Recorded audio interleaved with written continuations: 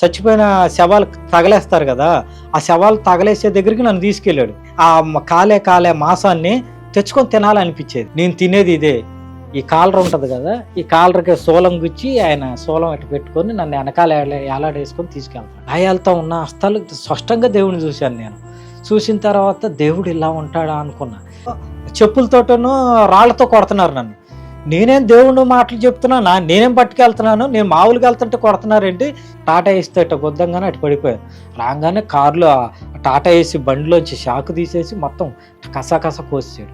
నువ్వు ఇక్కడ మోకాళ్ళు వేయటానికి వీల్లేదు, నిన్ను ఎవడేయమన్నాడు ఇక్కడ, నువ్వు ఎందుకు వేస్తున్నావురా అని చెప్పి కొడితే ఇక్కడ గింగిరాలు తిరిగిపోయి నేను ఫాస్టింగ్లో ఉన్నప్పుడు చెంప మీద నేను వెళ్ళిపోయేవాడిని ఆపి మరీ కొట్టాడు. నీ కార్యము వివరించు నా బ్రతుకు చాలదయ్యా, నీ ప్రేమ వర్ణించుట నా వల్ల కాదయ్యా, నీ కార్యము వివరించుట. తర్వాత ఒక పిల్లల్ని ఎవరికి వదిలిపెట్టి వచ్చావురా, అరే నీకు మైండ్ ఉందారా, పిచ్చోళ్ళలా తిరుగుతున్నావురా కూడా చాలా బాధపడ్డా. ఏంటి బతుకు ఏంటి, నాకు కనీసం నా కన్న పిల్లలు కూడా నన్ను అసహించకుండా కాడికి అయిపోయాను. నా బతుకు చచ్చినా బతికినా ఏదైనా కోసం దేవుడి కొరకే. Praise the lord. దేవుడి నామానికి మహిమ కలుగును గాక. ఈ సాక్ష్యం పంచుకునే ముందు ఒక చిన్న వాక్యం బైబిల్లోంచి మీకు చూపించాలని ఆశపడుతున్నాను. యాకోబు రాసిన పత్రిక 4వ అధ్యాయము 6 నుంచి 8 వరకు. దేవుడు అహంకారులను ఎదిరించి దీనులకు కృప అనుగ్రహించును అని లేఖనము చెప్పుచున్నది. కాబట్టి దేవునికి లోబడి ఉండుడి, అపవాదిని ఎదురించుడి, అప్పుడు వాడు మీ యొద్ద నుండి పారిపోవును. దేవుని యొద్దకు రండి, అప్పుడు ఆయన మీ యొద్దకి వచ్చును. ఎందుకో ఈ బ్రదర్ వ్యక్తిగతంగా నాతో సాక్ష్యం పంచుకున్నప్పుడు ఈ వాక్యం నాకు జ్ఞాపకం వచ్చింది. ఈ బ్రదర్ సాక్ష్యం పంచుకోవాలంటే ఒక రోజంతా చాలదు, కానీ 1 గంట లోపు మీ ముందుకు ఈ వీడియో తీసుకొస్తానని ఆశపడుతున్నాను. తప్పకుండా మొదటి నుంచి చివరి వరకు చూడండి. దయచేసి మీ వంతు అనేక మందికి ఈ వీడియో షేర్ చేయండి. షేర్ చేయడం వల్ల సువార్త అందని ప్రజలకు కూడా మీ ద్వారా సువార్త వెళ్ళే అవకాశం ఉంటుంది. అందరికీ ప్రైజ్ ది లార్డ్. అన్న ప్రైజ్ లార్డ్ అన్న. నా పేరు కాలేబు, నాది కృష్ణా జిల్లా మొవ్వ సొంతూరు. నేను హైందవ కుటుంబంలో ఉండేవాడిని. నాకు చాలామంది దేవుళ్ళు ఉండేవాళ్ళు, కానీ వాళ్ళందరిలో ఒక దేవుడిని నేను పూజించేవాడిని. బాగా ఆయన్ని పూజించేవాడిని, బాగా ఆరాధించేవాడిని, ఆయన్ని బాగా ఇష్టంగా పెట్టుకునేవాడిని. ఆయన్ని పేరు చెప్పడం నాకు ఇష్టం లేదు, కానీ ఆయన్ని బాగా ఆరాధించేవాడిని. బాగా ఆయన ఏది చెప్తే అసలు ఎక్కడ ఆయన రూపం కనపడినా బాగా మనసులోకి తెచ్చుకునేవాడిని. ఇంట్లో మొత్తం అందరూ చిన్న పెద్ద కలిసి అందరూ తాగటం అలవాటు. మాకు ఫస్ట్ నుంచి అలా అలవాటు అయిపోయింది తాగుడు కూడా. అది చిన్నప్పటి నుంచి ఉంది తాగుడు. అలాగే నేను కళ్ళు దొంగతనం చేసి చెట్లు ఎక్కి తెల్లారుజాము నైట్ పూట వెళ్ళిపోయి కళ్ళు దొంగతనం చేసి తీసుకొచ్చేవాడిని. తీసుకొచ్చి సుశానాల్లో పెట్టుకొని తాగేవాళ్ళం.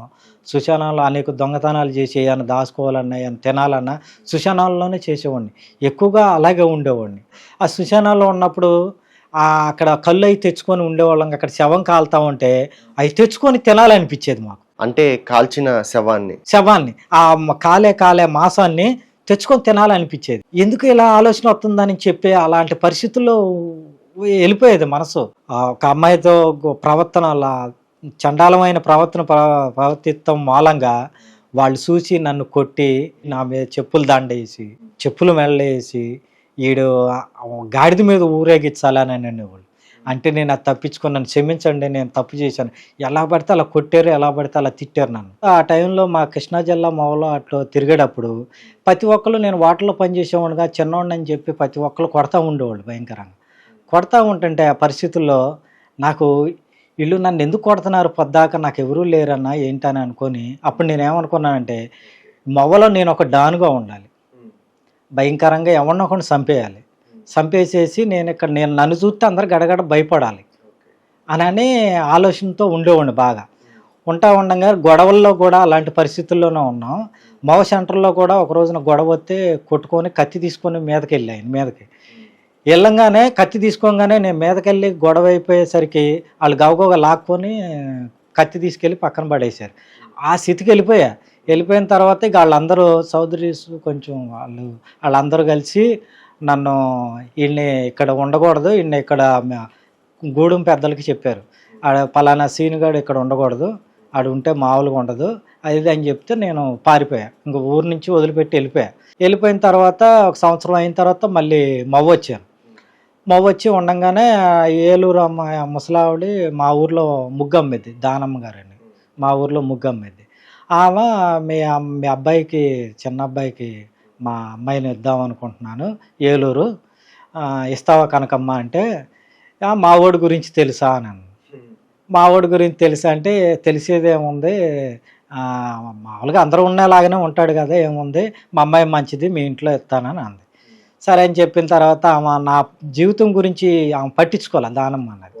నేను ఎలాంటి వాడిని ఏంటి అనేది ఆమె పట్టించుకోవాలి. నా ఇంట్లో ఇవ్వాలి, పిల్లోడికి ఇవ్వాలి, నా మనవరాల్ని ఇంకా ఈయనకి ఇవ్వాలని అనుకున్న తర్వాత సరే అని చెప్పి పెళ్లి సెట్ అయింది. మే 11వ తారీఖున నా మ్యారేజ్ అయింది 2007లో. ఏలూరు వచ్చి జూన్ నెల కల్లా మొత్తం నుంచి ఇక్కడికి వచ్చేసా. అమ్మ ఇక్కడ నాకు ఇల్లు లేదు, ఇక్కడ బతుకు నాది అసహ్యంగా ఉంది, ఏలూరు వెళ్ళి నీకు నమ్మకమైన వాడిగా ఉంటాను, నేను మంచి పేరు తెచ్చుకుంటాను, ఏలూరు వెళ్ళిపోతానమ్మా, అక్కడ ఉంటే బాగుపడతాను నేను అని చెప్పి మా అమ్మకి చెప్పా. సరేరా నువ్వు ఎక్కడున్నా శుభ్రంగా ఉండటం కావాలి నాకు, ఈ అలవాట్లు కానీ ఈ గొడవలు కానీ వీటిలోకి ఎప్పుడు వెళ్ళబాకరా అని అన్నది మా అమ్మ అంది. సరేనమ్మా అని చెప్పి ఏలూరు వచ్చేసా. అంటే పెళ్లి చేసుకుని అత్తగారింటికి వచ్చేసారు? అత్తగారింటికి వచ్చేసి ఏలూరు వచ్చేసా పెళ్లి చేసుకొని. ఏలూరు వచ్చేసిన తర్వాత ఇక్కడ ఉద్యోగాల కోసం తిరుగుతున్నా. కొత్తగా పెళ్ళయింది, నన్ను చూసి ఎవరు ఉద్యోగాలు ఇవ్వట్లా. హైట్ తక్కువ, అన్ని కార్లు తోలుతాడా లేదా, నేను అన్ని కార్లు తోలుతా, లారీలు తోలుతా, బస్సులు తోలుతా, అన్నీ తోలుతా. అప్పటికే బ్యాడ్జీ లైసెన్స్ ఉంది ఆ టైంలోనే. కానీ ఎవరు నా అవతారం చూసి ఎవరు నాకు ఉద్యోగం ఇవ్వట్లా. కొత్తగా మ్యారేజ్ అయ్యింది, ఏం చేయాలో తెలియని పరిస్థితి. ఏమో కొత్తగా పెళ్ళయింది, ఇంకా దొరకలేదా, ఇలా దొరకలేదు, ఇవాళ దొరకలేదా అని ఏమో అసహనం మా ఆవిడ గారు బాధపడుతుంది. ఇంట్లో తినడానికి లేదు పరిస్థితి. ఆమె ముసలావిడ ఎంతకాడిగా ఎన్రోల్ అని పెట్టింది. అలాంటి పరిస్థితుల్లో ఉన్నా. అయితే అక్కడ ఉండంగానే మా ఆవిడ చర్చికి వెళ్తూ ఉంటుంది పక్క అమ్మటే. అంటే మ్యారేజ్ అయిన తర్వాత మా భర్త తాగుబోతోడు, మా భర్తకి చెడు వ్యసనాలు ఉన్నాయని చెప్పి మీ భార్యకి తెలిసినాయండి? తెలిసింది. నువ్వు ఇంత తాగుబోతాడో ఎలాంటోడో మా మామ కూడా చెప్పలేదు, మంచోడు అని చెప్పి నన్ను మోసం చేసింది మా అమ్మ. కనీసం సిగరెట్ తాగుతావు, మందు తాగుతావు అని కూడా నాకు ఏ రోజు చెప్పలేదు, ఇలా కూడా ఒక్క మాట కూడా చెప్పలేదు అని అన్నది. సరే ఇంక పెళ్ళి అయిపోయింది కదా, ఇక నేనేం చేస్తాను, ఆమె ఎప్పుడు ఇక ఆ రోజు అడిగింది. తర్వాత మళ్ళీ దాని గురించి ఏం మాట్లాడలే. తర్వాత అయిపోయిన తర్వాత ఇక ఇలాగే ఉంటున్నాం, ఎక్కడికి వెళ్ళినా ఉద్యోగం దొరకట్లా. అయితే మా ఆవిడ అంది, ఆ పక్కన చర్చి దగ్గరికి వెళ్ళి ప్రార్థన చేసుకొని వెళ్ళండి, ఇవాళ ఉద్యోగం దొరికిద్దిలే అని అంది. చర్చికా అని అన్న. ఎందుకులే చర్చికి ఏమి వెళ్తాంలే, నాకు ఇష్టం లేదు కదా యేసుప్రభు దగ్గరికి వెళ్ళి ప్రార్థన చేసి ఆయన ఎందుకో ఫస్ట్ నుంచి యేసుప్రభు అంటే ఇష్టం ఉండేది కదా. ఎందుకో నాకు ఆయన అంటే కోపంగా ఉండేది. నేను యేసుప్రభు అంటే అంతగా ఇష్టం ఉండేది కాదు. అలాగా అంటే నేను ఒక రోజున ప్రార్థన చేసుకోకుండా వెళ్ళిపోతే వాళ్ళు చాలా దూరం నడుచుకుంటూ వెళ్ళా. ఆడికి వెళ్ళిన తర్వాత ఉద్యోగం లేదన్నారు. మళ్ళీ వెనక్కి వచ్చి మళ్ళీ రాత్రి మా ఆవిడ ఏముందంటే, ఒకసారి చర్చిలోకి వెళ్ళి ప్రార్థన చేసుకుని వెళ్ళి నీకు ఉద్యోగం దొరికిద్దాం. ఎందుకు ఇట్లా అంటుంది కదా, సర్లే అందరి దేవుళ్ళో ఆయన ఒక దేవుడు కదా, దానిదేముందిలే, వెళ్ళి ప్రార్థన చేసుకొని వెళ్దాంలే అనుకొని లోపలికి వెళ్ళే చర్చిలో. పాస్టర్ గారు ప్రార్థన చేసుకుంటున్నాడు. ప్రార్థన చేసుకుంటుంటే వందనాలయ్యా అన్న. ఏంటయ్యా వచ్చారన్న. ప్రార్థన చేసుకుని వెళ్దామని ఉద్యోగం కోసం తిరుగుతుంటే ఉద్యోగం దొరకట్లేదయ్యా అని అంటే, సరే ఉద్యోగం దొరికిద్ది, ప్రార్థన చేసుకుని వెళ్ళి దేవుడు నీ కార్యం చేస్తాడులే అని. ఆయన ఏదో అన్నాడులే అని చెప్పి దేవుడు కార్యం చేయటం ఏంటని చెప్పి అనుకుంటే వెళ్ళిపోయి అట్టగే అనుకుంటే వెళ్ళి ప్రార్థన చర్చిలో ఏదో చిన్న ప్రార్థన చేసుకున్నాను. మా ఆవిడ వెళ్ళమంది కాబట్టి అని వెళ్ళి, మనకైతే ఇష్టం లేదు, సరే చేయమంది కాబట్టి అని చెప్పి ప్రార్థన చేసుకొని వెళ్ళిన తర్వాత ఆ రోజున ఆయన వచ్చాడు, ఫోన్ చేశాడు. ఉద్యోగం నీకు అప్పుడు చెప్పాను కదా, నేను వచ్చాను, ఊళ్ళోనే ఉన్నాను రా అని చెప్పి తీసుకెళ్ళిన తర్వాత అక్కడికి వెళ్ళిన తర్వాత నా అవతారం చూసి, నువ్వు తోలుతావా కారు అన్నాడు. అదేంటండి, నేను డ్రైవర్ని అండి, అన్ని కార్లు తోలుతా, బస్సులు తోలుతా, అన్ని తోలుతా, సీనియారిటీ ఉందండి, బ్యాడ్జీ లైసెన్స్ ఉందని. సరే నీకు ఉద్యోగం ఇవ్వాలంటే సందులోంచి కారు తీసుకొస్తే సరిపోద్ది, నీకు ఉద్యోగం ఇస్తాను. ఆ సందులోంచి ఎక్కడికి దేనికి తగలకోకుండా తీసుకొస్తే నీకు ఉద్యోగం ఇస్తాను. ఇదేంటి ఇలా అన్నాడని చెప్పేసి సరేలే అని చెప్పి నేను వెళ్ళా. బోరగడ్డ సుబ్బారావు గారు అని ఆయన పేరు. ఆయన దగ్గర సరైన వాళ్ళు ఇంటికి తీసుకెళ్ళాడు, బిఎస్ఎన్ఎల్ ఆఫీస్ దగ్గర. అది చిన్న సందు, ఆ సందులోంచి ఇండిగో కారు బారుగా ఉంటుంది, అట్లా పడుకున్నట్టు ఉంటుంది కారు. మనకు అన్ని తోలు ఉన్నాం కాబట్టి మనకి తెలుసు. సరే అని చెప్పి సందులోంచి గీటు పడుకోకుండా తీసుకొచ్చి అక్కడ పెట్టి ఆయన షాప్ దగ్గరికి వెళ్ళి అక్కడి నుంచి అక్కడ పెట్టిన తర్వాత ముందు వచ్చి కారు చూసుకున్నారు, ఎక్కడ ఏ గీటు లేదు. సరేలే అని చెప్పి నీకు 3,000 శాలరీ, నువ్వు వత్తాకి సైకిలు, అడ్వాన్స్ 2,000 అన్నాడు. ఆశ్చర్యం వేసింది అసలు. అసలు ఏంటి 3,000 రూపాయలు అప్పుడు 3,000 అంటే ఎక్కువే డబ్బులు శాలరీ. 3,000 రూపాయలు శాలరీ, 2,000 అడ్వాన్సు, సైకిల్ కూడా ఇచ్చాడా అని నాకు ఆలోచన కలిగజేసింది. నాకు ఆలోచన వచ్చింది, ఏంటి ఎప్పుడు లేనిది ఇంత ఇదిగా ఉంది. ఆ రోజున నేను ఇంట్లో ఇవాళ చర్చికి వెళ్ళి ప్రార్థన చేసుకుంటే దేవుడు ఇచ్చాడంటావా అని అనుకుంటా. కాదులే, ఏదో మన పనితనం చూసి ఇచ్చి ఉంటారులే అని అనుకుంటా మళ్ళీ వెళ్ళిపోయా. ఇంటికి వెళ్ళంగానే సరుకులు గిరుకులు అన్నీ తీసుకొని వెళ్ళాను. వెళ్ళంగానే ఏమంటే ఉద్యోగం దొరికిందా, నేను చెప్పలేదా, దేవుడి సన్నిధిలోకి వెళ్ళి యేసు ప్రభువుని ప్రార్థన చేస్తే నీకు దేవుడు ఉద్యోగం ఇచ్చాడు చూసావా అని. అప్పుడు ఆలోచన కలిగింది. నిజమే, మా ఆవిడ చాలాసార్లు ప్రార్థనకి వెళ్ళమంటుంది, చర్చిలో ఉండి ప్రార్థన చేయాలంటుంది. ఇన్ని రోజులు దగ్గర నెల రోజుల దాకా ఉద్యోగం లేకుండా ఇబ్బంది పడ్డాను. చర్చికి వెళ్తే నిజమైన దేవుడు ఆయన యేసుక్రీస్తు నా ప్రార్థన విన్నాడంటావా అని అంది. అనుకున్నా నేను సరే అని చెప్పి ఆ రోజున చర్చికి వెళ్ళిన తర్వాత ఆ రోజు ఆదివారం నాడు మా ఆవిడ తీసుకొని వెళ్ళింది. నేను రానులే అన్నాను. కాదులే రండి వెళ్దాం, కూర్చొని వద్దాం రా అని అంది. సరే అని చెప్పి చర్చికి వెళ్ళాను, ప్రార్థనలో కూర్చున్నాను. ప్రార్థనలో కూర్చుండగానే వాక్యం చెప్తా ఉండగానే దేవుడు నీతో మాట్లాడతాడు, నిజంగా నీతో మాట్లాడతాడు అని అన్నాడు. నిజంగా దేవుడు మాట్లాడతాం ఏంటి, నేను ఎప్పుడు వినలేదు, ఎక్కడా లేదు, దేవుడు నాతో మాట్లాడతాం ఏంటి మాట్లాడతాం ఏంటి అని నాకు ఆలోచన వచ్చింది. నిజంగా దేవుడు మాట్లాడతాడా, మనుషులతో మాట్లాడతాడా, ఎక్కడ చూసినా ఎవరో మాట్లాడరనే దేవుడు మాట్లాడతారని ఎప్పుడు నాకు ఎవరో చెప్పలేదు. కానీ నేను నమ్ముకున్న నా దేవుడిని పూజించే ఆరాధించేవాడిని, ఎప్పుడు కూడా ఆయన కనపడలేదు, నాకు ఎప్పుడు నాతో మాట్లాడింది లేదు. నిజంగా దేవుడు మాట్లాడతాడా అని నాలో ఆశ. నిజంగా దేవుడు మాట ఎలా ఉంటుంది వినాలి, నాతో కూడా మాట్లాడతాడు, ఎంత పాపితో కూడా మాట్లాడతాడా దేవుడు అని అనిపించిన రోజున ఒక రోజున పాస్టర్ గారి దగ్గరికి వెళ్ళి నేను నా భార్య వెళ్ళి, అయ్యా నిజంగా దేవుడు మాట్లాడతాడా అయ్యా అని ప్రార్థన అయిన తర్వాత అడిగా. నిజమయ్యా మాట్లాడతాడు, నువ్వు వచ్చి ప్రార్థనలో ఉండు, ముఖాముఖిగా మాట్లాడతాడు దేవుడు నీతోట అన్నాడు. అప్పుడు ఇంకా ఆసక్తి పట్టింది. నిజంగా దేవుడు ముఖాముఖిగా మాట్లాడతాడా, అయితే ఉండాలి అని అనుకొని అక్కడ నేను డ్యూటీ చేసే దగ్గర ఒక 15 రోజులు డ్యూటీకి రానండి, నాకు డబ్బులు అవసరం అంటే వాళ్ళు కూడా ఇచ్చారు డబ్బులు. సరే అని చెప్పి ప్రార్థనలో ఉన్నా 15 రోజులు టెస్ట్ చేయడానికి అసలు నిజంగా మాట్లాడతాడా లేదా, ఆయన నిజమైన దేవుడా కాదా అని టెస్ట్ చేయడానికి ఉన్నా. సరే అని చెప్పి వాళ్ళకి చెప్పాను, నేను 15 రోజుల దాకా రానని చెప్పాను.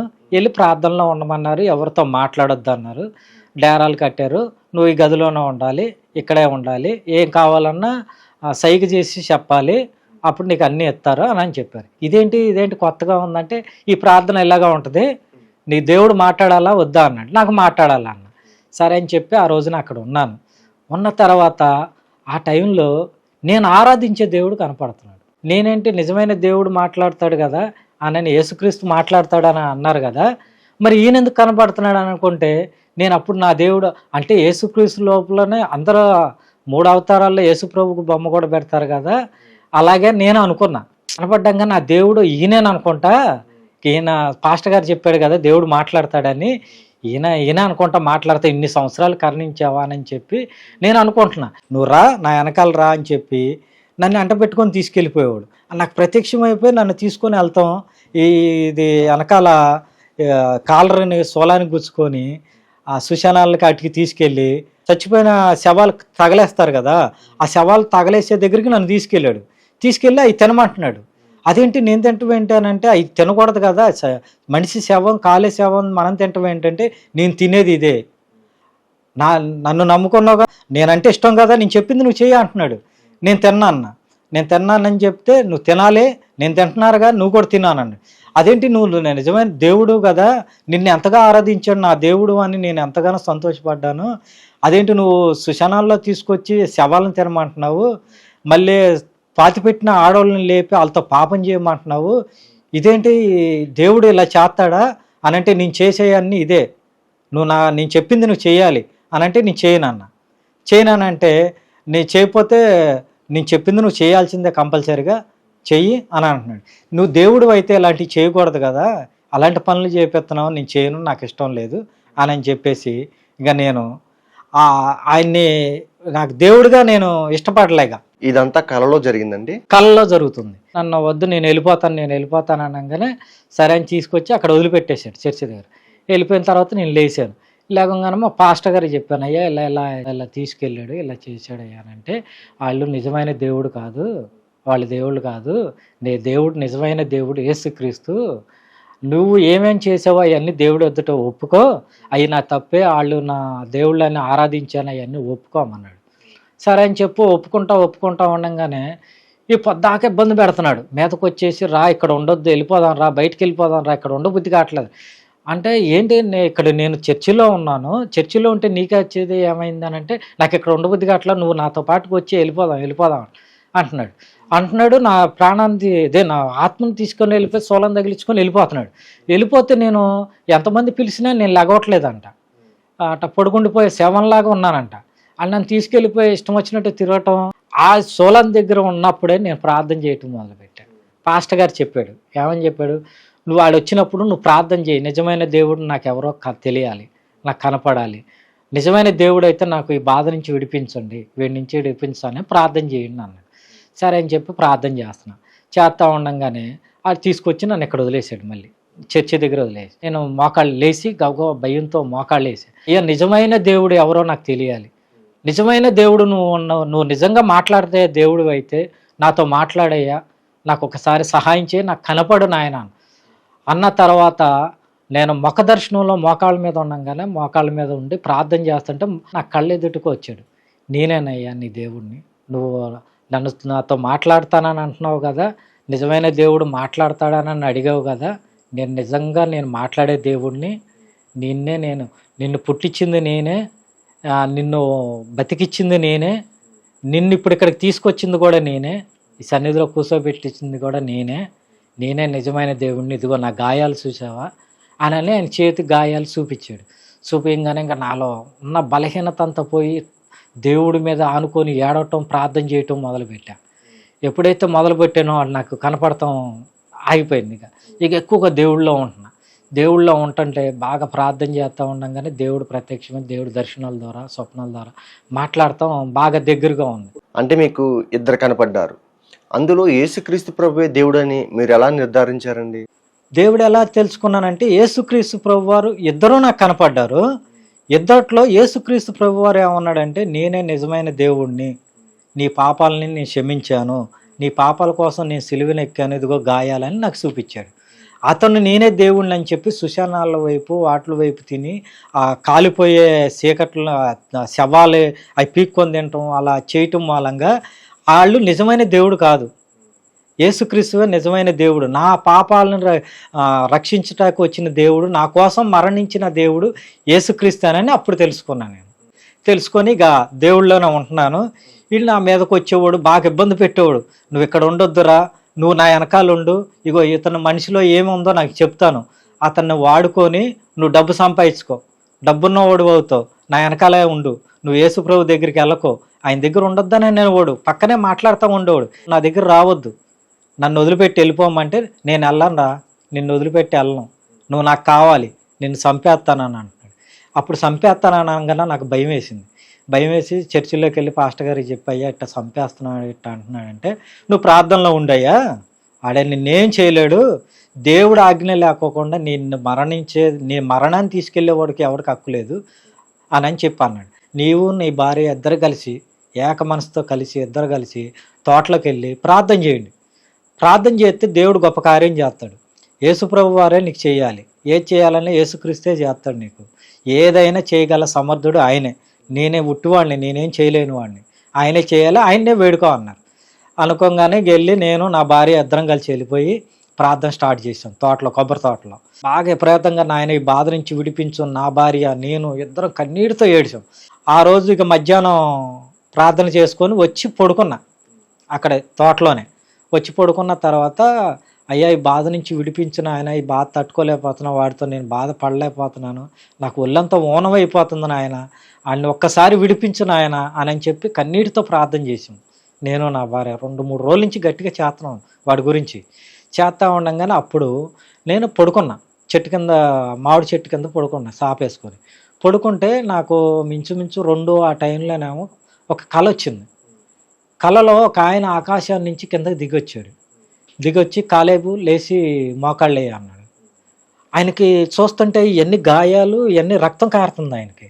మళ్ళీ కిరీటం ఉంది, ఇక్కడ డొక్కలో గాయం ఉంది, చేతులకన్నిటికీ దెబ్బలున్నాయి. అయ్యా నన్ను చూస్తాక వచ్చావా నాయన నాకు అని అంటే, అవును నీ బాధ నేను చూశాను, నీ ప్రార్థన నేను విన్నాను, అందుకే వచ్చానయ్యా అని అన్నాడు. అయ్యా అని చెప్పి కన్నీటితో ఏడుతుంటే ఏడవకు, దాని నుంచి నేను విడిపిస్తాను, నీ చేతులు చాప అన్నాడు. మోకాళ్ళు వేసి చేతులు చాపంగానే ఇక్కడి నుంచి మంట వచ్చి ఇదంతా కాలిపోయింది. వాడు నా మీద ఉండగా మొత్తం కాలిపోయి బూడిద పడిపోయి మళ్ళీ తర్వాత ఆయన ప్రార్థన చేశాడు నెత్తిన చేసి. ఆ గాయాలతో ఉన్న హస్తాలు స్పష్టంగా దేవుడిని చూశాను నేను. చూసిన తర్వాత దేవుడు ఇలా ఉంటాడా అనుకున్న తర్వాత ఆయన ఎప్పుడైతే నెత్తిన ప్రార్థన చేసిన తర్వాత మళ్ళీ నా శరీరం నాకు వచ్చిన తర్వాత ఇంక అటు పోయాడు. ఇంకేం పర్వాలేదు, నీ మీదకి ఏదీ రాదు అని చెప్పిన తర్వాత దేవుడు అదృశ్యం అయిపోయాడు. అప్పుడు వెళ్ళి గబగబా లేచి పాస్టర్ గారికి చెప్పా, అయ్యా ఇలా దేవుడు నాతో మాట్లాడాడు, స్పష్టంగా దేవుడిని చూశాను యేసు ప్రభుని, నిజంగా చాలా సంతోషంగా ఉంది, హాయిగా ఉంది, ఆయనను చూస్తున్నంతసేపు చెప్పలేనంత ఆనందం సంతోషం. వాడు నా మీద ఉన్న బలహీనత నుంచి ఆ చీకటిని కాల్చేసాడయ్యా, నేను నమ్ముకున్న దేవుడిని ఆయన్ని కాల్చేసాడు యేసుప్రభు వారు, వచ్చి దాన్ని బూడిది చేసాడు. మళ్ళీ నా శరీరం నాకు వచ్చింది, యేసుప్రభు వారిని చూశాను, అసలైన దేవుడు యేసుక్రీస్తు అని అప్పుడు ఇంకా బాగా దేవుడిని తెలుసుకున్నాను. యేసయ్య నాకు దేవుడు అని తెలుసుకున్నాను. నిజంగానయ్యా దేవుడు గొప్పవాడు యేసయ్య, నేను నిజంగా దేవుడిని చూశాను, యేసయ్యని చూశాను, ఎంతటి భాగ్యం ఇచ్చాడు మాకు కూడా దేవుడు, మేము చాలాసార్లు చూశాను, నువ్వు కూడా ఆ భాగ్యాన్ని పొందుకున్నావు యేసుక్రీస్తుని అన్న తర్వాత ఇంక అలాగే దేవుడిలో ఉంటున్నాను, మొత్తం అన్నీ వదిలించుకున్నాను. ఇక నేను దేవుడు అనుకున్నవాడు నాకు రావటం మానేసాడు, గారితో లేదు, యేసు ప్రభుని స్తుతించుకుంటా, ఇక దేవుడు ప్రార్థన చేసుకుంటా, ఇక దేవుళ్ళో నడుచుకుంటా, నేను డ్యూటీలకు వెళ్ళుకుంటా, బాగానే ఉంటుంది. దేవుడు సేవ చూపించాడు నాకు. సేవకి సంబంధించిన గుర్తులు ఏమైనా దేవుడు చూపించాడా అన్నాడు మా పాస్టర్ గారు. అయ్యా ఒక దర్శనం వచ్చింది, దర్శనంలో పొలం దున్నుతున్నాను, పొలం దున్నుతా ఉంటే పొలం దున్ని విత్తనాలు వేస్తున్నాను అయ్యా అన్న. అయితే అన్నాడు ఆయన, పొలం దున్నేదైతే సేవే, దేవుడు సేవ చేయమంటున్నాడు అని అంటే, నేను అన్నాను నాకు చదువు లేదు అయ్యా, ఎలా సేవ చేయాలంటే, నాకు చదువు లేదు, దేవుడు ఇస్తాడు ఆ జ్ఞానాన్ని, నువ్వు సేవ చేయి, దేవుడు చెప్పింది చేసుకో, వచ్చి ఒక సంవత్సరం దిద్దుబాటు చేయి అన్నాడు. సరేనయ్యా వస్తానని చెప్పి అన్నీ వదిలిపెట్టుకొని అన్నీ నాకు ఉన్నాయన్నీ ఆపుకొని ఇక దేవుడు సేవ చేయాలి, దేవుడు పని చేయాలని ఎంతో ఇష్టం ఉండేది, బాగా సేవ చేయాలని ఇష్టం. చదువు లేకపోయినా కానీ సేవకులు చెప్పింది ప్రతి ఒక్కటి నాకు గుర్తుంటుంది, వాక్యం అనేది గుర్తుంటుంది. సరే అని చెప్పి నేను చర్చిలో ఉన్నా, ఒక సంవత్సరం దిద్దుబాటు చేసుకొని సేవకు పరిస్థితి తరఫీజు పొంది పంపిస్తానన్నాడు. సరే అని చెప్పి అక్కడ ప్రార్థనలో ఉండగా నాకు కొన్ని రోజులు పోయిన తర్వాత నాకు సేవ మెట్టు చూపించాడు, పలానా ఊరని చూపించాడు దేవుడు. ఏ ఊరు అంటే అది అంశవరం అని బోర్డు చూపించాడు. ఒక ఆయన అంటున్నాడు, ఇది అంశవరం, ఇక్కడే నువ్వు సేవ చేయాలి, ఈ ఊరు వెళ్ళాలి అని చెప్తున్నాడు. అని చెప్తుంటే మా పాస్టర్ గారికి చెప్పా, ఒక ఆయన తెల్లని వస్త్రాలు వేసుకొచ్చి ఆ రైల్వే స్టేషన్లో దింపి ఇది అంశవరం, ఈ ఊర్లో సేవ చేయాలని అంటున్నాడు అని అంటే, దానికి గుర్తులు ఏమైనా చెప్పాడంటే పలానా చెప్పాడు, ఆ ఊరు తీసుకెళ్ళాడు, పలానా చోట పలానా బోర్డు ఉంది అంశవరం అని, పలానా చోట ఆ ఊరు పొలిమేర దగ్గర చెరువు ఒకటి ఉంటుంది, మాలపల్లికి దారి చూపించాడు, ఆ బోర్డు చూపించాడు. మూడో వీధిలో ఒక పాడుబడిన ఇంట్లో నేను అద్దెకి తీసుకొని సేవ చేస్తున్నట్టుగా చూపించాడు అయ్యానంటే, అయితే అది దేవుడు చూపించిందే, ఆ గుర్తులన్నీ రాసుకున్నాడు మా పాస్టర్ గారు. రాసుకున్న తర్వాత ఇక నేను అక్కడ ప్రార్థనలో ఉండగానే దేవుడు, మా పాస్టర్ గారు నాకు ఎవరన్నా మనిషి వచ్చాడు అనుకోండి, నాకు దేవుడు ఇచ్చిన జ్ఞానం ఏంటంటే, ఒక మనిషిని చూడంగానే అతను ఏం చేసి వచ్చాడు ఏంటన్నది మొత్తం తెలిసిపోయేది నాకు. మనిషిని చూడంగానే ఈయన ఇప్పుడు ఈ పాపం చేసి వచ్చాడు, లేకపోతే ఇలా ఆలోచించుకొని వచ్చాడు, తప్పుగా ఆలోచించుకొని వచ్చినా, మంచిగా ఆలోచించుకొని వచ్చినా నాకు తెలిసిపోయేది. అతని మీద ఎవరైనా బలహీనతలు వచ్చారనుకో, ఏదైనా జబ్బును బట్టి ఏదైనా బట్టి మా పాస్టర్ గారి దగ్గరికి వచ్చాడనుకో, మా పాస్టర్ గారు అనేవాళ్ళు అతని గురించి ప్రార్థన చేయకాలేపు అనేవాళ్ళు, దేవుని తెలుసుకునేవాళ్ళు. ఇలాగ చాలా తెలిసేవి నాకు. దేవుడు ఆ జ్ఞానాన్ని ఇచ్చాడు. మనిషిని చూడంగానే మొత్తం వాళ్ళ చిన్నప్పుడు చేసిన పాపాలు కూడా నాకు దేవుడు బయలుపరిచేవాడు, కళ్ళ ముందు చూపించేవాడు. ఈ చూపించడం మూలంగా అందరికీ తెలిసిపోయింది, సంఘంలో కానీ మా సంఘంలో సంబంధించిన వాళ్ళు కానీ సేవకులకు కానీ అందరికీ కాలేబు దగ్గరికి వచ్చి ప్రార్థన చేస్తే మొత్తం అన్నీ తెలిసిపోతాయని అని చెప్పారు. చెప్పంగానే అందరు, నేను ప్రార్థనలో ఉండగానే చాలామంది సేవకులు కానీ అందరూ వచ్చి ఉండేవాళ్ళు. అది మా గురువుగారికి చూశారు. చూసిన తర్వాత ఆయనకి ఏం బాధ కలిగిందో నన్ను సేవకు పంపల. నాకు దేవుడు డేట్లు చూపించాడు, తారీఖులు చూపించాడు, అయినా పంపలేదు. ఏంటయ్యా అంటే, నీ గురించి నాకు దేవుడు చెప్పలేదు, వెళ్తే నువ్వు వెళ్ళు అన్నాడు. మీరు లేకోకుండా నేను సేవ కట్టెళ్తాను, మీరు వెళ్ళి అక్కడికి వెళ్ళి నెత్తిన నూనె పోసి సేవకుడిగా నిర్మిస్తేనే కదా నేను నేను నా భార్య వెళ్ళాం కదా, అయితే మీరు నా గురించి దేవుడు నీకేం చెప్పలేదు కదా అని చెప్పేసి అని అన్న తర్వాత నీ గురించి అన్ని సంవత్సరంలో నాకేం చెప్పలేదు, నిన్ను సేవ పంపమని నాకు దేవుడు చెప్పలేదు. సరే అని చెప్పి నేను లేచిపోతాను, నేను వెళ్ళిపోతాను అని అన్న. వెళ్ళిపోతే వెళ్ళిపో, ఎవడ ఉండమన్నారా అని అన్నాడు. ఇక అనగానే సరే నేను ఉండనులే, వెళ్ళిపోతానులే అని చెప్పి ఆ రోజున లేచిపోయాను. నిజంగా ఆ రోజు లేచే తెల్లారిని కూడా అడిగాను, అయ్యా నిజంగా దేవుడు నీకు నా గురించి ఏం సేవ చూపించలేదంటే, నిజంగానయ్యా నీ గురించి ఏం చూపించలేదంటే నేను అన్నాను, దేవుడు నేను సేవ చేద్దామని నేను వచ్చాను, సంవత్సరం దిద్దుబాటులో ఉన్నా, దేవుడు ఊరి పేర్లు అన్నీ చూపించాడు, కనీసం మీరు నాకేం చెప్పలేదని అన్నారు. మరి ఆ రోజున దేవుడు చూపించిన ఊరికి కూడా తీసుకెళ్ళాను, అన్నీ రాసుకున్నారు, అన్నీ ఉన్నాయని చెప్పారు ఆ రోజు మీరే, మరి ఎందుకని సేవకు పంపలేదులేదయ్యా, మీరు సేవకు పంపకపోతే నీ చర్చికి రాను మానేస్తానన్న. ఇలాగే అన్నా మా పాస్టర్ గారు. చాలామంది అయ్యారులే ఇలాగ చర్చికి రానండి తప్పుకున్న వాళ్ళు చాలామంది అయ్యారు, నువ్వే కాళ్ళ దగ్గరికి వస్తావు అంటే, అందరూ వేరు, నేను రాను, నేను చర్చికే రాను, నేను ప్రార్థనకే రాను అని చెప్పేసి బయటికి వెళ్ళిపోయాను. వెళ్ళిపోవటం 2014లో బయటకు వచ్చేసిన తర్వాత ట్రావెల్స్ ఆఫీస్ పెట్టి, ఆప్టింగ్ డ్రైవర్ల ఆఫీస్. ఇంకా ఆయన మీద కోపం, మా పాస్టర్ గారి మీద కోపం. ఎప్పుడైతే సేవకు పంపనన్నాడో పాస్టర్ గారు, ఇంకా అక్కడి నుంచి నాకు బాధ కలిగి దేవుడు లేడని చెప్పేసి బయటకు వచ్చేసాను. చర్చికి వెళ్ళటం మానేశాను. మా ఊడిని మా భార్యని పిల్లల్ని కూడా పంపటం మానేశాను. చర్చికి పోనివ్వట్లేగా, నేనే వెళ్ళట్లే చర్చికి. ఇక వెళ్తావు ఎందుకులే అని చెప్పేసి నా లైఫ్ నాకు ఉంది, ఆఫ్టింగ్లు తిరుగుతాను నేను. ఆఫ్టింగ్లు అందరూ తెలుసు, ఊర్లో ఆఫ్టింగ్ డ్రైవర్ కాలేవంటే అందరికి తెలిసిందే కదా అని ఇక పాంప్లెట్లు పంచిపెట్టి నేను ఆఫీస్ పెట్టి ఆఫ్టింగ్ డ్రైవర్లకి, ఓన్లీ ఆఫ్టింగ్ డ్రైవర్లకి ఆఫీస్ అంటే నేనే పెట్టింది, స్టార్ట్ చేశాను. పెట్టిన తర్వాత ఆఫీస్ పెట్టాను, బాగానే ఉంది, డ్రైవర్లు వస్తున్నారు.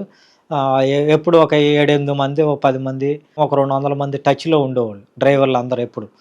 అయితే ఆఫ్టింగ్లు తిరుగుతా పంపిస్తూ ఉన్నాను, కొద్దిగా బాగానే ఉంది. దేవుడిని వదిలిపెట్టిన తర్వాత నుంచి ఇక బాగానే ఉంది లైఫ్. అనవసరంగా దేవుడిని నమ్ముకొని ఆ చర్చిలో ఉన్నాను, ఈ రోజున సంపాదించుకోలేకపోయాను, ఇక నుంచి నేను సంపాదించుకోవాలని చెప్పి ఇక అలాగా దేవుడిని వదిలిపెట్టేసి చర్చికి వెళ్ళటం మానేసేగా. దేవుడిని తెలుసుకొని అన్ని తెలుసుకున్న తర్వాత జరిగింది. కోపం మీద, సేవకుడు మీద కోపం, నన్ను సేవకు పంపలేదన్న కోపం, దేవుడు ఉంటే సేవకు పంపడా, దేవుడు లేడు అన్న కోపంతో బయటకు వచ్చేసాను. బయటకు వస్తాం స్టార్ట్ అయిపోయింది. ఇక నేను డ్రైవర్లు అందరూ వచ్చి కూర్చుంటూ ఉంటారు, అందరూ ఉంటారుగా.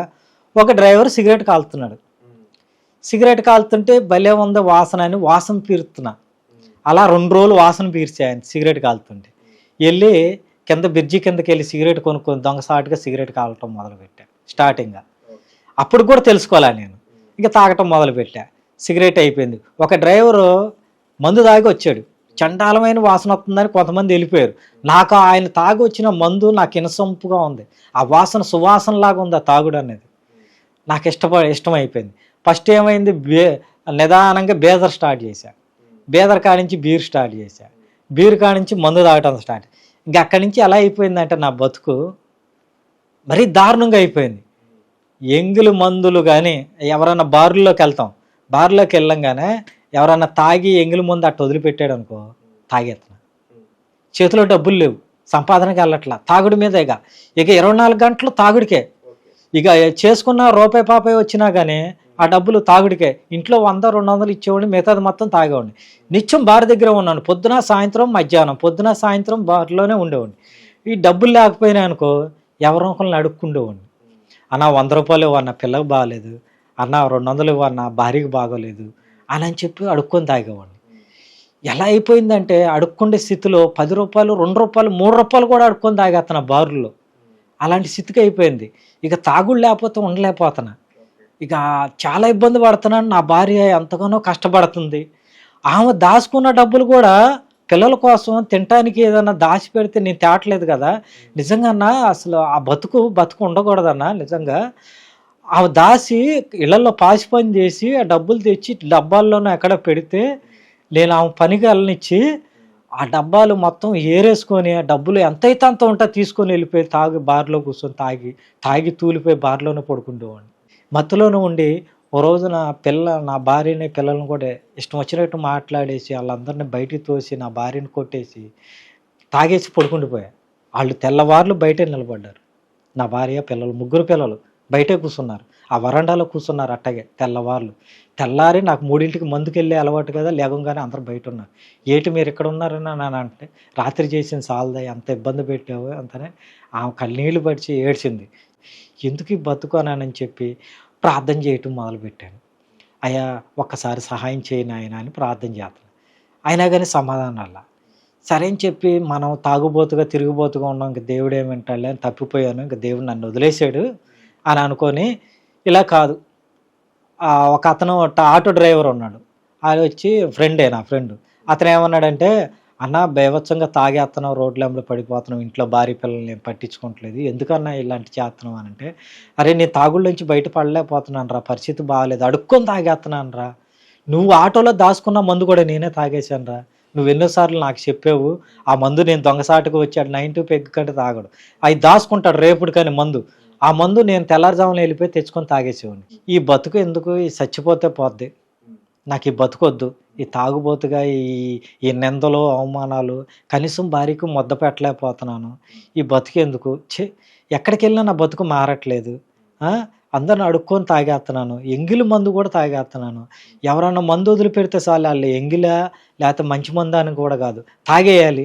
దాని మీద అంతగా దిగజారిపోయి ఎందుకు ఈ బతుకొద్దులే అనుకొని హైదరాబాద్ వెళ్తా ఉండగా హైదరాబాద్లో నిర్ణయం తీసుకున్నా చచ్చిపోవాలని. విజయవాడ వచ్చిన తర్వాత ఎలా చచ్చిపోవాలన్నది నిర్ణయం తీసుకున్నా.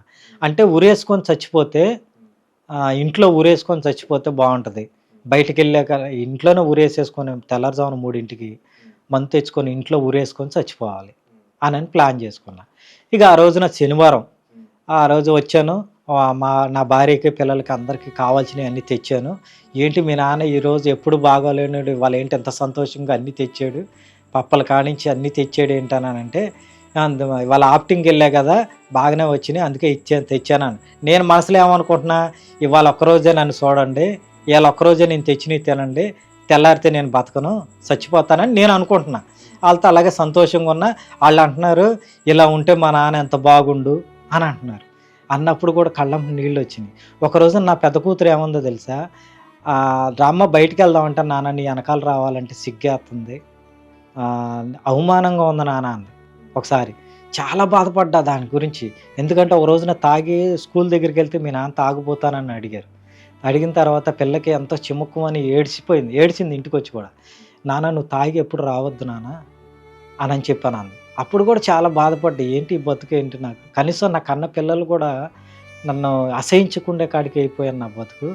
ఇవన్నీ తలుచుకుంటున్నా, ఇవన్నీ నేను కూర్చొని ఆలోచిస్తున్నా. ఇక తెల్లారి చచ్చిపోవాలనుకున్నాను. 2:30కి లేచా, నైట్ 2:30కి లేచి ఇక వెళ్ళి నా భార్య దగ్గరికి వెళ్ళా. అమ్మ నేను చేసుకున్న కాడి నుంచి నేను ఎప్పుడైతే పడిపోయానో అప్పటి నుంచి నిన్ను సరిగ్గా పట్టించుకోవట్లేదు, నిన్ను సోతలేదు, కనీసం ముద్దు కూడా పెట్టట్లేదు. నువ్వు నా గురించి ఎన్నిసార్లు ప్రార్థన చేసావు నా గురించి. నేను తాగి పడుకుంటే నా కాళ్ళ దగ్గర ఉండి ఎంతోగానో ఏడ్చావు దేవుడి దగ్గర. నేను దీని నుంచి బయట పడలేకపోతున్నాను. మీకు ఏది, నేను తండ్రిగా నా బిడ్డలకి ఏది ఇవ్వలేకపోయాను, భర్తగా నీకు ఏది చేయలేకపోయాను. నా బతుకు నేను సాలించుకుంటున్నానమ్మా, ఇక నేను చచ్చిపోతాను, ఇక ఇదే లాస్ట్ సారి అని చెప్పేసి నన్ను క్షమించండి అని పిల్లల కాళ్ళు పట్టుకొని గోడిని ఏడ్చాను తెల్లారుజాము. వాళ్ళు పడుకున్నప్పుడు అందరు పడుకున్నారు. నా 3 బిడ్డల దగ్గరికి వెళ్ళా, పెద్ద బిడ్డ కాళ్ళ మీద పడి గోడిని ఏడ్చా. అంటే గట్టిగా కాకుండా కుమిలిపోయా బాగా. ఏడ్చుకుంటూ అందరు కాళ్ళు పట్టుకొని ఏడ్చుకుంటూ నన్ను క్షమించండి అమ్మ, తెల్లారితే నేను ఉండను అని చెప్పి నా భార్య కాళ్ళు, నా 3 పిల్లల కాళ్ళు పట్టుకొని ఏడ్చి, ఇక కళ్ళము నీళ్ళు పెట్టుకొని నా భార్య కాళ్ళు పట్టుకొని, నిన్ను ఎంతగానో బాధపట్టాను, ఎంతగానో గాయపరిచాను, నీకు నేను ఏది చేయలేకపోయానమ్మా, నన్ను క్షమించమ్మా అని చెప్పి ఆమెను కూడా కాళ్ళు పట్టుకొని ఏడ్చి వెళ్ళిపోయా గదిలోకి. వెళ్ళిపోయి ఫ్యాన్కి చీర కట్టేసి ఇంకా ఏడ్చుకుంటానే మెడకు పెట్టుకున్నా. మెడకు పెట్టుకోగానే ఆ తలుపు దగ్గరికి వెళ్ళేటప్పుడు వేయటం మూలంగా అది కిర్రమని సౌండ్ వస్తుంది తలుపు. ఆ తలుపు కిర్రమని సౌండ్ వచ్చేసరికి మరి నేను తెల్లారుజామున ఎప్పుడు వెళ్ళిపోతూ ఉంటానుగా మందుకి, అది మా భార్య ఆ సౌండ్ని గవగా లేచి తలుపు సందులోంచి చూస్తుందంట, నాకు తెలియదు.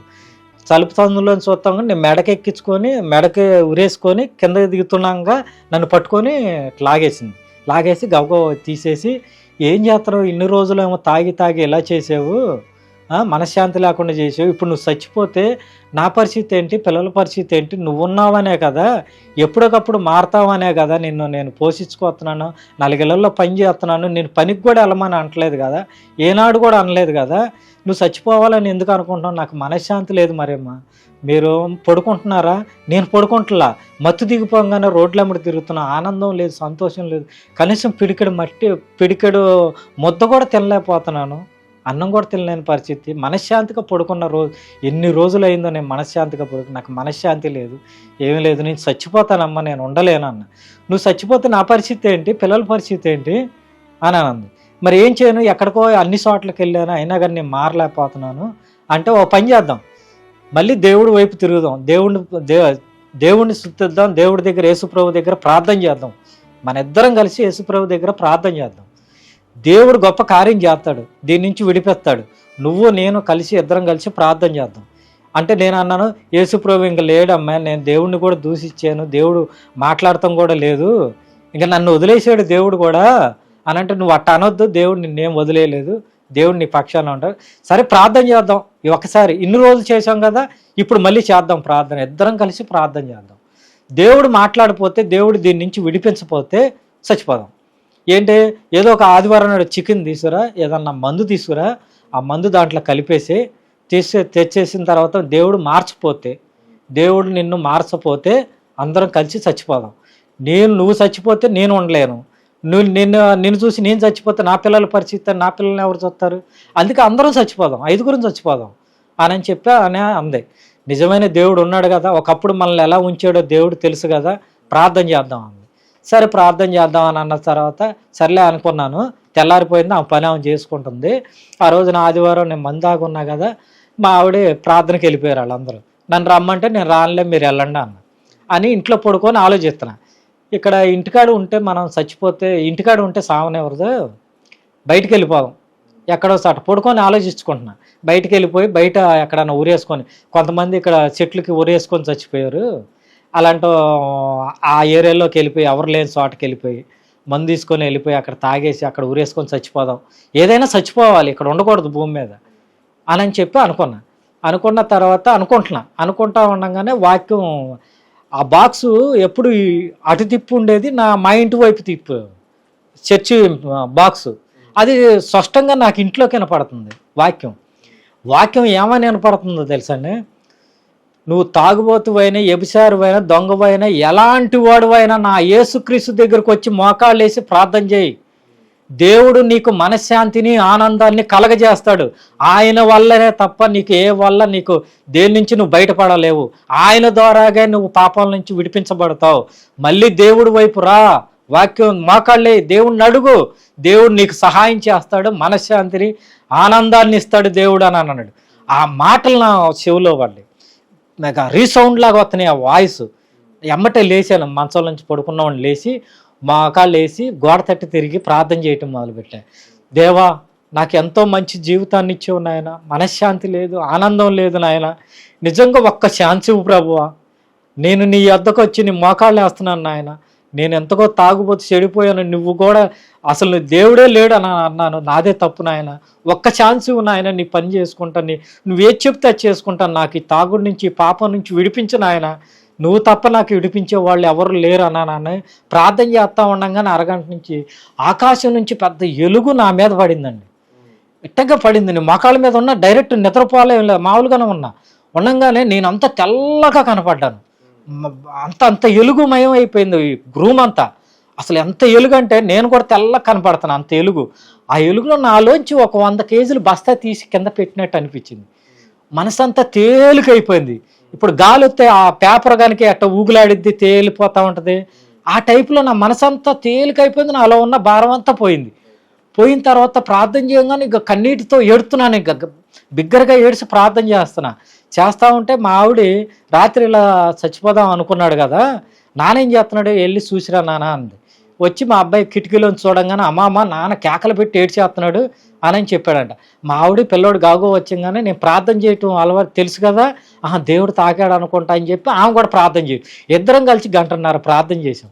చేసిన తర్వాత నేను ఇద్దరం బాగా ప్రార్థన చేసాం.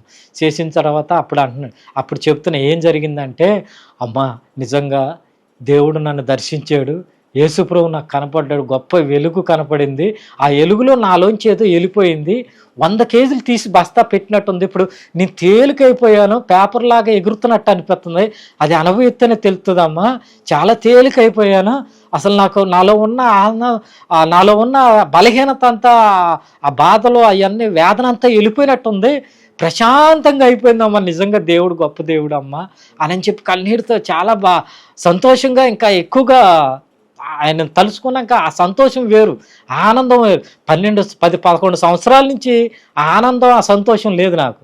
ఎప్పుడైతే యేసుక్రీస్తు ప్రభువారు ఆ ఎలుగులో నాకు తాకాడో, ఆ తాకటం మూలంగా నాలో ఉన్న బలహీనతలన్నీ పోయి తేలికైపోయి మనసు ప్రశాంతంగా ఉంది.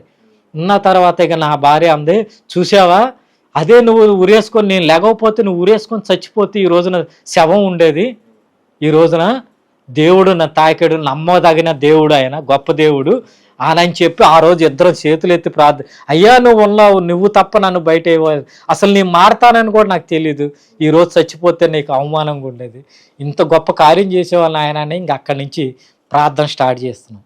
ఇద్దరం ప్రార్థనలో మెలగటం ఉంటాం చేస్తూ ఉండగానే ఒక రోజున తెల్లారుజామున నేను ప్రార్థన చేసుకుంటున్నాను, మోకాళ్ళు లేసి, నాకు పొద్దున్నే తెల్లారుజామున లేచి దేవుని స్తుతించడం అలవాటు, అప్పుడు ఇప్పుడు కూడా అలా లేచి ప్రార్థన చేస్తుంటే నాకు స్వరం వినపడింది. ఏమని? నువ్వు తాగుబోతుగా మారావు, నీలాంటి తాగుబోతు డ్రైవర్లు, నీలాంటి తాగుబోతు వాళ్ళు, సాహసగాళ్ళు బోళ్ళు మంది ఉన్నారు, మరి వాళ్ళకి ఏం చెప్తావు, వాళ్ళ గురించి ఏం ఆలోచిస్తున్నావు, వాళ్ళకి చెప్పాలి కదా నీ పరిస్థితి, నువ్వు ఎలా మారావు ఏంటన్నది వాళ్ళకి చెప్పాలి కదా అని అన్నాడు. అనగానే ఎవరు మాట్లాడుతున్నారని చూస్తే ఎవరు లేరు. సరేలే ఏదో ఆలాపన అనుకున్నా మళ్ళీ ఆ రోజు వదిలేసా.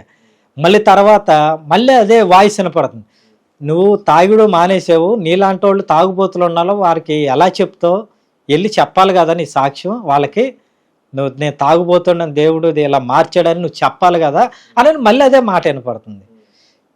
ఏం చెప్పాలి, సరే ఏం చేయాలయ్యా, నేనేం చేయాలని నన్ను అడిగా. నాకు చదువు రాదు, నాకు మాట్లాడటం రాదు, నేను ఎలా చెప్పనయ్యా అని నన్ను అడిగిన తర్వాత కొన్ని రోజుల దాకా మళ్ళీ నాకేం సమాధానం రాలా. మళ్ళీ ప్రార్థన చేస్తుంటే ఎలా చెప్పాలి ఏం చెప్పాలని నాకు చదువు రాదని ప్రార్థన చేస్తున్నాను ఆయన దగ్గర. చెప్పమంటున్నారు, చెప్పడానికి కూడా నాకు శక్తి సరిపోవట్లేదు, ఎలా చెప్పాలి అని అంటే ఒక బోర్డు చూపించాడు దేవుడు. అది నేను ఎప్పుడు ఫస్ట్ టీడీపీ ప్రభుత్వం వచ్చినప్పుడు 15 సంవత్సరాల క్రితం ఒక చిన్నారపేటలో అక్కడ మీటింగ్ జరుగుతుంటే అక్కడ బిర్యానీను మందు ఇస్తారంటే రమ్మంటే వెళ్ళాం మేము పార్టీ మీటింగ్కి. అప్పుడు వెళ్తే అశోక్ నగర్లో ఒక ఆయన ఇట్లా బోర్డు పట్టుకొని ఉన్నాడు. ఆ బోర్డు అప్పుడు పట్టుకున్నా 15 సంవత్సరాల క్రితం.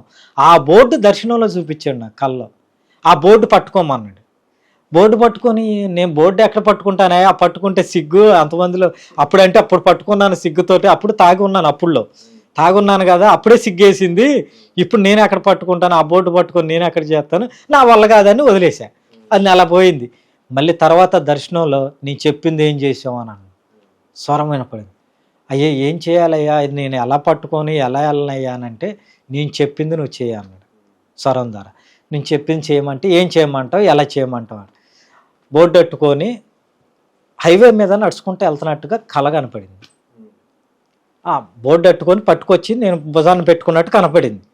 సరే ఎక్కడ చేయాలి, సరే బోర్డు పట్టుకోమన్నా చేస్తానయ్యా, నువ్వు చెప్పింది చేస్తాను, నేను ఎక్కడ చేయాలి, ఎటెళ్ళి చేయాలనగానే దేవుడు అన్నాడు దర్శనంలో, నేను బోర్డు పట్టుకొని హైవే మీద వెళ్తుంటే అంతకుముందు దర్శనంలో ఏమని వచ్చింది, నేను వెళ్తుంటే దేవుడు మాటలు చెప్పుకుంటూ వెళ్తున్నావురా అని చెప్పేసి ఒకరు కల్లో చెప్పులతోటను రాళ్లతో కొడుతున్నారు నన్ను. నేనేం దేవుడు మాటలు చెప్తున్నానా, నేనేం పట్టుకెళ్తున్నాను, నేను మామూలుగా వెళ్తుంటే కొడుతున్నారేంటి, దేవుడు మాటలు చెప్తున్నావు అని కొడుతున్నారేంటి అని నేను అంటున్నా కల్లో. ఆ దర్శనం వచ్చింది. అది వచ్చిన తర్వాత కొన్ని రోజుల తర్వాత ఈ బోర్డు అట్టుకొని నేను భుజానికి వేసుకొని హైవే మీద వెళ్తున్నట్టుగా చూపించాడు. ఎక్కడ చేయాలని చాలా రోజులు ప్రార్థన చేసిన తర్వాత హైవే మీద తిరగమని చూపించాడు బోర్డు అట్టుకొని. ఆ బోర్డు అట్టుకొని మా పాస్టర్ గారికి చెప్పా, అయ్యా బోర్డు అంట తయారు చేయండి, ఇలా బోర్డు పట్టుకొని వెళ్ళి. ఈ బోర్డు అంటే ఏంటండి?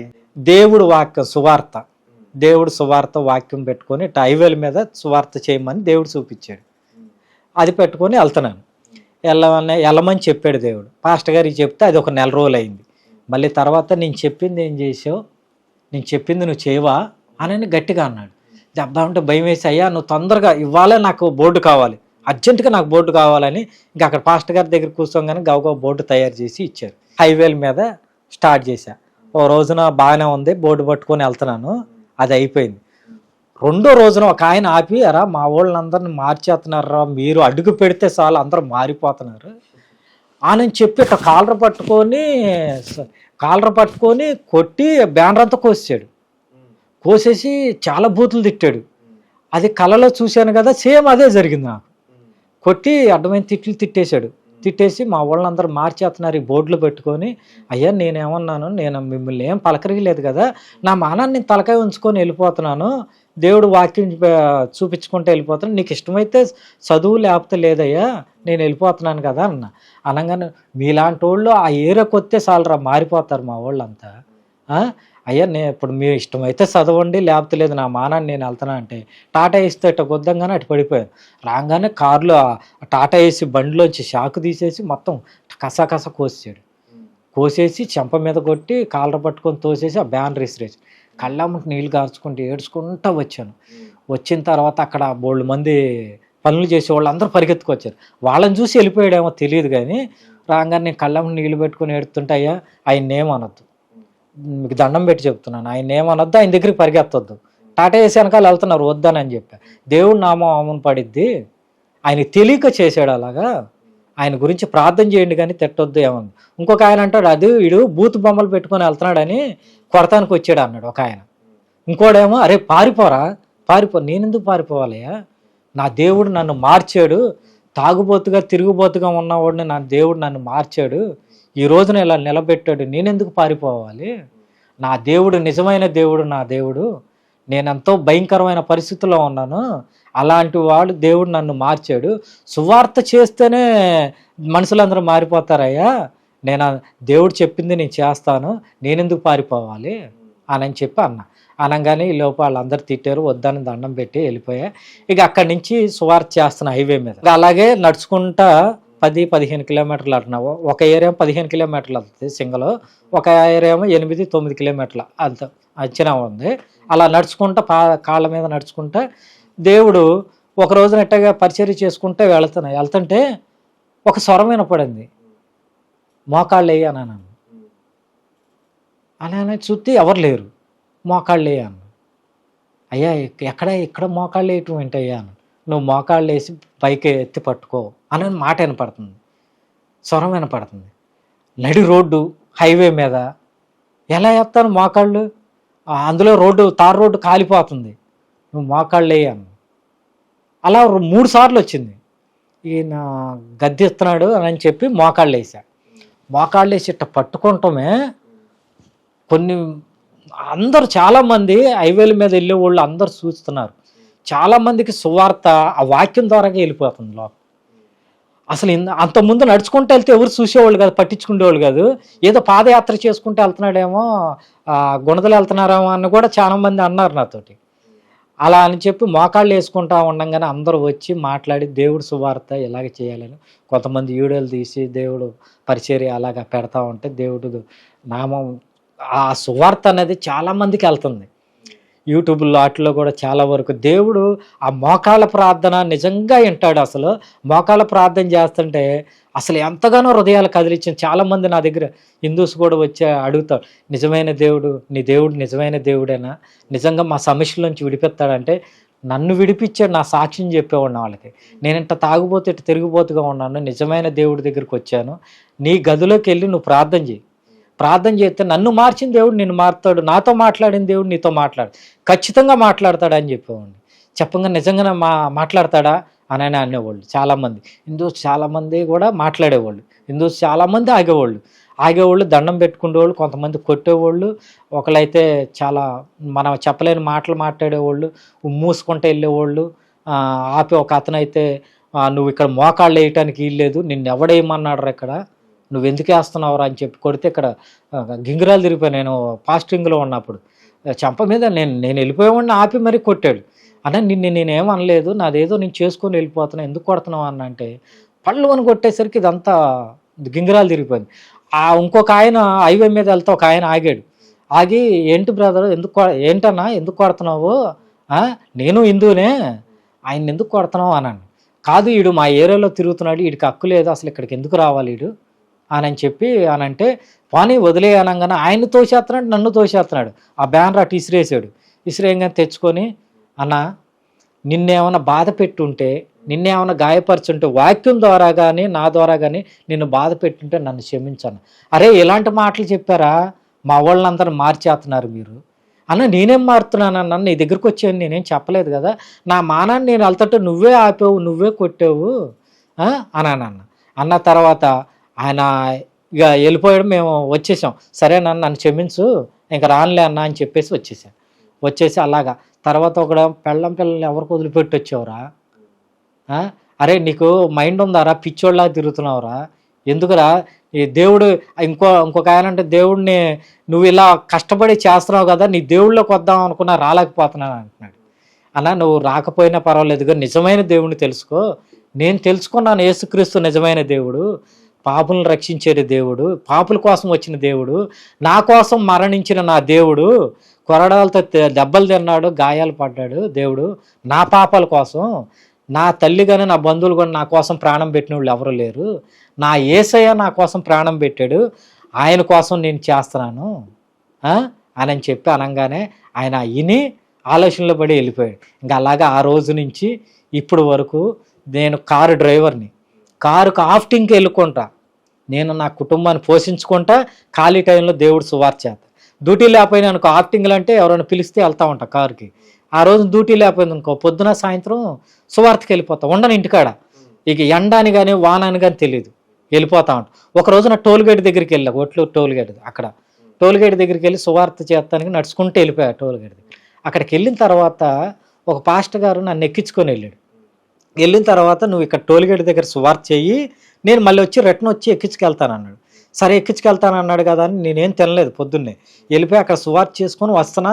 కొద్దిగా ఏలూరు కాలేజ్ దగ్గరలోకి వచ్చిన తర్వాత యువతల రామచంద్ర కాలేజ్ ఏదో పేరు ఉంది, అక్కడికి వచ్చాను. అక్కడికి వచ్చిన తర్వాత నాకు నీరసం వచ్చేసింది, కళ్ళు తిరిగిపోతున్నాయి, ఓపిక లేదు. ఈయన వస్తానన్న పాస్టర్ గారు రావట్లా, ఏం చేయాలో అర్థం కావట్లా.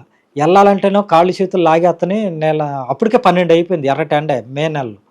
ఏం చేయాలని అక్కడ కూర్చొని ఒక బోర్డు పట్టుకొని కూర్చొని ప్రభు ఆయన వస్తే బాగుండు, ఇంకా రాలేదని చెప్పి నీరసంగా ఉన్నా.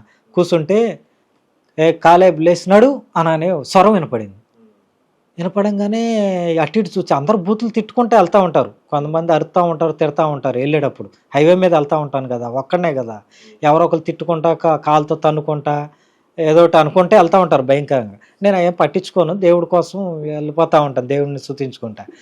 అలాగే ఎవరైనా తిడుతున్నారేమో అనుకున్నా. మళ్ళీ అట్టగా నీరసంగా ఉంటే కాలేబ్ లేచినాడు అన్నాడు, అంతే. టక్కుమంట లేగంగానే లేచి ఆ బ్యానర్ వెనకాల ఈపుకి పెట్టుకొని అక్కడి నుంచి నడుస్తుంటే రోడ్డుకు తరిగిపోతుంది. నేను ఒక అడిగేస్తే రోడ్డు అంతా వెనక్కి వెళ్ళిపోతుంది. 1 గంట కల్లా ఇంటికి వచ్చేసాను. ఇంటికి వచ్చిన తర్వాత నీరసం అయిపోయాను. ఇంటికి వచ్చి ప్రార్థన చేసుకొని ఇంట్లోకి వెళ్ళేసరికి నీరసపడిపోయాను. అంత శక్తినిచ్చాడు దేవుడు. అసలు అలా ఎలా సాధ్యమైంది నేను అక్కడి నుంచి ఇక్కడ దాకా రావటం అని అనిపించింది, అన్ని కిలోమీటర్లు. అలాగా దేవుడు సువార్తలు చేస్తానన్నా, సచ్చినా బతికినా ఏదైనా కోసం దేవుడు కొరకే అని చెప్పి ఇక బ్యానర్ పట్టుకొని దేవుడు సువార్త వీధులు అమ్మటే, హైవేలు అమ్మటే, అలాగా ఎక్కడన్నా హైవేలు సెంటర్లో మెయిన్ సెంటర్లో నిలబడే ప్లకార్డు పట్టుకొని దేవుడు సువార్త అలా చేస్తున్నాను. ఈ రోజున దేవుడు గొప్ప కార్యం చేశాడు. అసలు నిజంగా నా దేవుడు లేకపోతే ఆయన నన్ను మార్చపోతే ఈ పాటికి ఏమైపోయేవాడినో. ఏదైనా కానీ దేవుణ్ణి విడిచిపెట్టి ఎటు వెళ్ళకూడదు. చర్చిలో పాస్టర్ గారు అన్నా కానీ ఎవరన్నా కానీ దేవుడి మీద ఆనుకొనే ఉండాలి. కుర్రోళ్ళైనా ఎవరైనా దేవుడు పనే చేయాలి, కానీ దేవుడిని విడిచిపెట్టి బయటకు వెళ్తే నాలాంటి జీవితం అయింది. ఎవరైనా ఏదైనా అలవాటుకి ఒక్కసారి అలవాటు పడితే అలవాటు నుంచి బయటపడటానికి చాలా కష్టం. అది దేవుడు తప్ప వేరే వాళ్ళు ఎవరు తీయలేరు. అనుకుంటారు నేను మానేశాను కదా అనుకుంటారు, అది కొన్ని రోజులే, నేను చెప్తున్నాగా కొన్ని రోజులే ఉంటుంది. కానీ దేవుడు తీసేస్తే జీవితాంతం ఏముండదు. దేవుడు అంతగా నన్ను నా కుటుంబాన్ని దీవించాడు. ఈ రోజున మనశ్శాంతిగా ఉంది, ఆనందంగా ఉంది, సంతోషంగా నా భార్య నా పిల్లలతో సంతోషంగా ముద్ద తింటున్నాను. అసలు ఆ ప్రశాంతత ఆనందం లేని రోజుల్లో దేవుడు నన్ను రక్షించాడు, నన్ను విడిపించాడు ఆ బంధకాల నుంచి, ప్రతి ఒక్క బంధకాల నుంచి విడిపించాడు. ఈ రోజున అవన్నీ నాకు అసహ్యంగా ఉన్నాయి, ఈ రోజున అవి చూడాలన్నా కానీ అసహ్యంగా ఉన్నాయి. అలాగా దేవుడు పని చేసుకుంటా దేవుడు సువార్త చేస్తున్నాను. ఇది నా సాక్ష్యం.